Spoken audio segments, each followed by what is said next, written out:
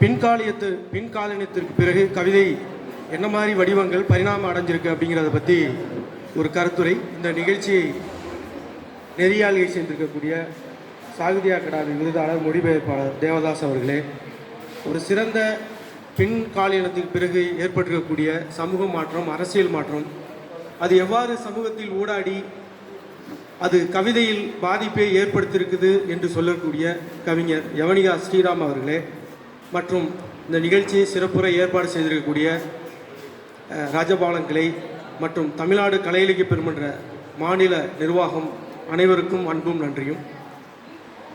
பொதுவாக ஐயா சொன்ன மாதிரி பின்காலனி என்பது காலனி ஆட்சிக்கு பிறகு கவிதைகளை என்ன மாதிரி மாற்றம் ஏற்பட்டிருக்கு அப்படின்னா, நான் எப்படி பார்க்குறேன்னா, முன்னாடி பார்த்தீங்கன்னா அசை, வெண்பா, சீர், யாப்பு, இந்த மாதிரி இலக்கணம் இருக்கும் நிறையா. அதுக்கு முன்னாடி அதுக்கப்புறம் ஒரு கட்டுடைப்பு நடக்குது. நிறைய பெருசாக கவிதை எழுதுவாங்க. 10 வரி, 15 வரி, 20 வரி, 30 வரி எழுதுவாங்க. அதையெல்லாம் எதுகை, மோனை, தொடை, சீர் இதெல்லாம் இருக்கணும். இல்லைன்னா ஒத்துக்க மாட்டாங்க.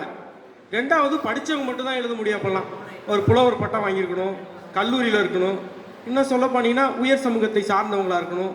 அவங்க எழுதுதான் கவிதை, அதை மட்டும்தான் பதிப்புவாங்க, அது மட்டும்தான் பேசப்படும், பாடம் நடத்தப்படும்.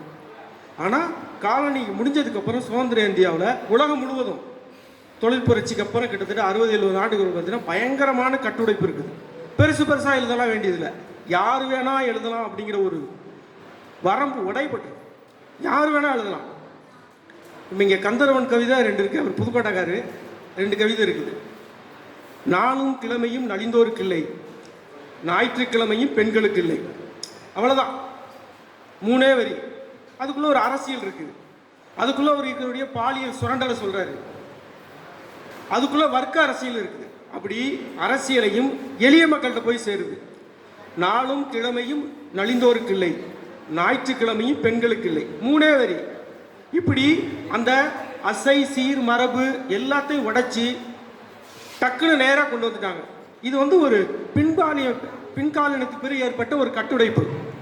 அதே மாதிரி பார்த்தீங்கன்னா ஹைக்கு வடிவம், கஜல் எல்லாத்தையும் அதெல்லாம் தனித்தனியாக நீங்கள் வகைப்படுத்தவே முடியாது. இது ஹைக்குவா, இது குறுங்கவிதையா, இது கஜலா, இது சீரா, இந்த மாதிரியெல்லாம் நீங்கள் யாப்பு, அதே மாதிரி பாட்டு எதுவுமே பார்க்க முடியாது. டக்குன்னு போட்டு விஷயத்தை டபக்குன்னு கொண்டு வந்துடுறாங்க. எனக்கு யார் எழுதுன்னு தெரியல, என்னை பாதித்த இந்த கவிதை தான் நான் கவிஞராகிறதுக்கே காரணமாக இருந்தது. கல்லூரி காலத்தில் 11வது படிக்கிறப்ப ஒரு பையன் சொன்னான், ஆனால் யாருன்னு தெரியல. திங்கள் திரும்பி பார்த்தால், செவ்வாய் சிக்கனமாக இருந்தால், புதன் புத்தகத்தில் கடிதம், வியாழன் விழியோர ஜாடை, வெள்ளி வீதியில் உரையாடல், சனி சன்னதியில் சந்திப்பு, ஞாயிறு ஓடி போய் விடலாம். அவ்வளோதான், முடிஞ்சிச்சு. டக்குன்னு நேர விஷயத்துக்கு வந்துட்டா அப்படி இப்படி அந்த கதையெல்லாம் சொல்லவே இல்லை.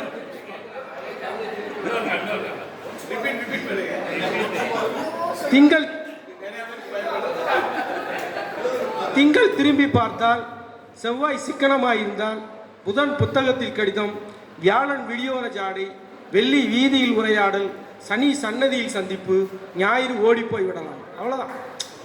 யார் எழுதுறானே தெரியல. ஏன்னா அழகான பறவைக்கு பெயர் வேண்டுமா, வனதாசன் எழுதுகிற மாதிரி காலையில் சொன்னாங்கல்ல, இது நான் சொல்கிறது பாட்டு. பாடல்கள்லையும் பார்த்தீங்கன்னா நிறைய கவிதைகள் வந்துருச்சு. அழகான பறவைக்கு பேர் வேணுமா, பேரே வேண்டியதில்லை.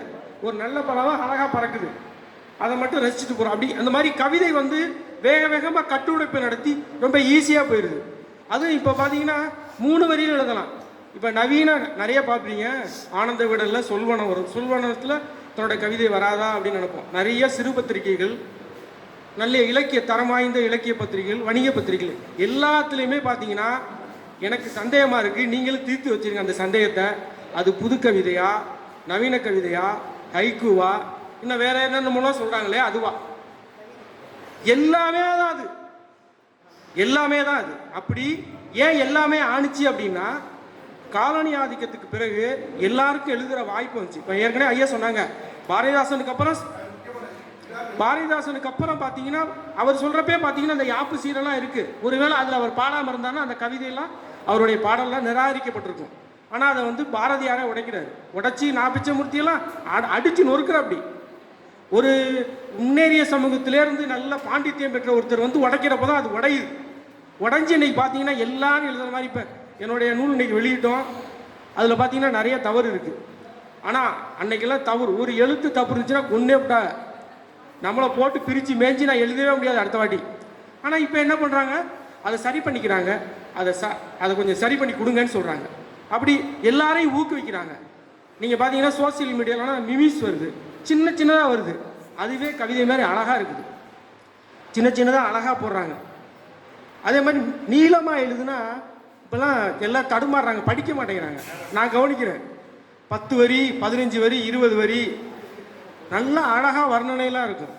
எனக்கு தெரிஞ்சு வண்ணதாசன் கவிதைகள், நம்ம கலியமூர்த்தி தோழர் கவிதைகள், இவங்கெல்லாம் பார்த்தீங்கன்னு வச்சுங்க, 4 வரி எழுதுறது நல்லா மனப்பாடமாக இருக்குது. 10 வரி 15 வரி எழுதுறது ரொம்ப அழகாக கற்பனையாக அந்த நிகழ்ச்சி போக்கை அழகாக வர்ணனையோட அழகியலோட படிமத்தோடு சொல்லுவாங்க. ஆனால் அதில் நிற்க மாட்டேங்குது. 4 வரி அதுதான் டக்கு டக்குன்னு எல்லாரும் எல்லா இடத்துலையும் ஒட்டி ஒட்டி வச்சுருக்கோம். இப்போ இந்த கந்தர்வனுடைய நிறைய கவிதை எழுதியிருக்காரு. எனக்கு அந்த ஒரு கவிதை அவ்வளோ மனப்பாடமாக இருக்குது. ஏன் இதை சொல்ல வரேன்னா, இது எல்லாருக்கிட்டையும் போகுது. பாண்டித்யம் படித்தவங்க, கவிதை படித்தவங்க அப்படின்லாம் தாண்டி எல்லாருக்கிட்டையும் போகிறது காலனி ஆதிக்கத்துக்கு பிறகு தான் வந்திருக்குது. காலனி ஆதிக்கத்துக்கு முன்னாடி பார்த்தீங்கன்னா புரட்சிங்கிற ஒரு வார்த்தையை வந்து பாரதியார் கண்டுபிடிக்கிறாரு. இந்த மாதிரி நிறைய விஷயங்கள்லாம் சொல்கிறாங்க. ஆனால் அதுக்கப்புறம் இப்போ பார்த்தீங்கன்னா சின்ன சின்ன விஷயங்கள், அன்றாடம் நடக்கக்கூடிய விஷயங்களை மக்கள் நிறைய கவிதை பாடுறாங்க, சின்ன பிள்ளைங்க கூட பாடுறாங்க. என்னால் உறுதியாக சொல்ல முடியும், இங்கே வந்து இந்த மாணவர்களை 2 நாள் நம்ம இதில் வந்து கொஞ்சம் ஒரு மாதிரி ஒரு பார்வையை கொடுத்துட்டு நாளைக்கு மத்தியானம் எல்லாரும் ஒரு புது கவிதை எழுதுங்கன்னா உறுதியாக சொல்ல முடியும், பாதி பேர் நல்ல தரமான கவிதை எழுதிடுவாங்க.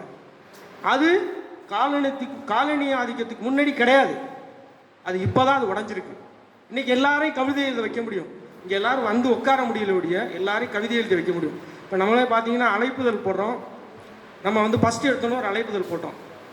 முறைப்படி ஒரு திருமண பத்திரிக்கை எப்படி போடணுமோ ஊவான ஆரம்பித்து கடைசியாக சிவமயம் வரை முடிக்கிற மாதிரி வரிசையாக போட்டோம். அது எவ்வளோ பேர் பார்க்குறோம், தான் பேர் இருக்கிற இடத்த பார்ப்போம், என்ன பொறுப்பு கரெக்டாக இன்சியல் போட்டுருக்கான்னு பார்த்துட்டு விட்டுருவோம். ஆனால் சின்ன சின்ன போஸ்ட்டாக போடுறோம் பாருங்கள், அதை தான் எல்லோரும் கவனிக்கிறோம். அப்படி எல்லாமே மாறுது. இந்த காலனி ஆதிக்கத்துக்கு அப்புறம் எல்லாமே மாறுது. கவிதையும் பெரிய அளவுக்கு கட்டுடைக்கப்பட்டிருக்குது, எல்லார்கிட்டையும் போகுது. எல்லாரும் எழுத வைக்கிறதுக்கான கூறுகளை இதை கொண்டிருக்குது. இந்த நவீன கவிதையில் நான் எனக்கு ரொம்ப பிடிச்ச விஷயம் என்னென்னா, யார் வேணால் எழுதலாம், அவர் பட்டம் படிச்சிருக்கணும் படிக்கணும் அப்படிலாம் எந்த இதுவும் இல்லை. அப்படி ஒரு பெரிய கட்டுடைப்பையும் எல்லோருக்கையும் வாய்ப்பையும் வழங்கியிருக்கிறது. அந்த கவிதைகளை முறைப்படுத்துவது, நெறிப்படுத்துவது, இது போன்ற படைப்பரங்கங்கள், அமைப்புகள், கலை இலக்கிய பெருமன்றம் எந்த அமைப்பாக இருந்தாலும் இருக்கலாம், அவர்கள் வந்து வழி நடத்துகிறாங்க, முறைப்படுத்துகிறாங்க. ஒரு கட்டத்தில் தேங்கிடாமல் தொடர்ச்சியாக அவங்களை கொண்டு போவதற்கு இது உதவியாக இருக்குது. அந்த வகையில் காலனிடத்திற்கு பின்பு கவிதை உலகம் மிகப்பெரிய அளவுக்கு பறந்து விரிந்து இருக்கிறது. அதை கூர்மைப்படுத்துவது, செழுமைப்படுத்துவது நம்மை போன்ற அமைப்பு, நம்மை போன்றவர்களுக்கு பொறுப்பும் கடமையும். இந்த வாய்ப்பு வழங்கிய அனைவருக்கும் அன்பும் நன்றியும்.